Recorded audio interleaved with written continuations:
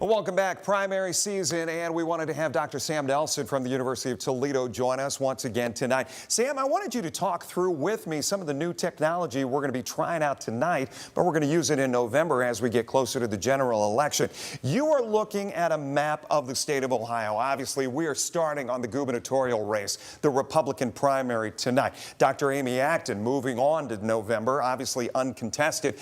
What we've got up here, this technology, we've got this heat toggle. We're going to punch that right here, right now. And I wanted to show and get your reaction, Doc. What this shows in the lighter shades, those counties that not necessarily a mandate for Vivek Ramaswamy. Now, don't get me wrong.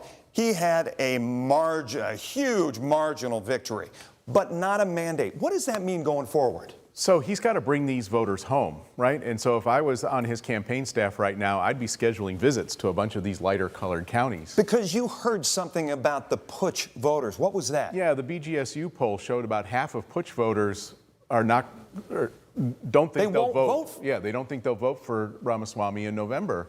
And he can't afford to bleed that many Republican voters. I mean, when you talk 140,000 voters, when you're going up against Dr. Amy Acton, who has gotten a lot of money over these last few months. Right. Yeah, this is going to be an expensive race. Obviously, as a billionaire, he can fund himself to a high degree, but she's going to bring in money as well, especially as long as the race is close. Yeah, talk to me a little bit about the fact that for months and months and months and months, we kept waiting for another contender to get in here, but never saw it. Yeah, I mean, I think there's a couple of things going on there. The Democratic bench is pretty thin in terms of people who've held statewide elected office.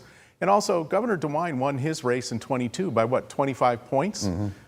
That's not a task that somebody wants to necessarily take on. You think that scared off some in the Democratic Party? I think so, yeah. All right, let's switch quickly. We've got all these toggles and all of the interest for Northwest Ohio. We're going to go to Congressional District number 9, where we talked tonight. Derek Merrin, the Associated Press, calling that just within the last 2 hours, saying that he is indeed moving on to have a rematch with Marcy Kaptur.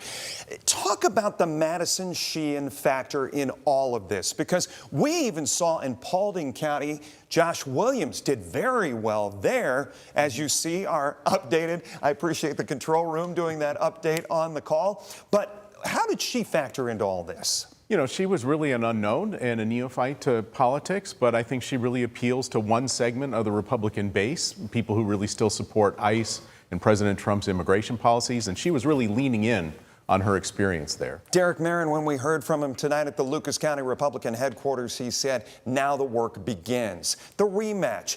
What could go into this? Because obviously the snake on the lake, as it's been called, doesn't exist anymore. Now they're talking about Paulding, Putnam, and Henry counties being important. These are very favorable, this is very favorable territory for Derek Merrin. On the other hand, he's in a national political environment with a very unpopular Republican president that will bring him down. Yeah. And so he's got kind of conflicting things going on here. And Dr. Nelson has also said that gas prices and the war with Iran over the next few months could really play a big role in how this all fleshes out going into November. Dr. Nelson, thanks for staying up with us. Yeah, we appreciate it. Kaylee, back to you.